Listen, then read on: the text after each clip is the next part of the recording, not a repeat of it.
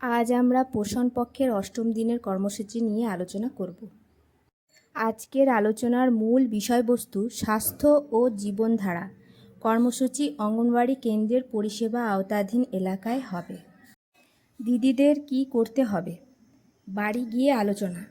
Dengue প্রতিরোধ ও নিয়ন্ত্রণ বিষয়ে সচেতনতা বৃদ্ধির জন্য অঙ্গনওয়াড়ি কেন্দ্রে আগত সুবিধাভোগীদের বাড়িতে গৃহ পরিদর্শন।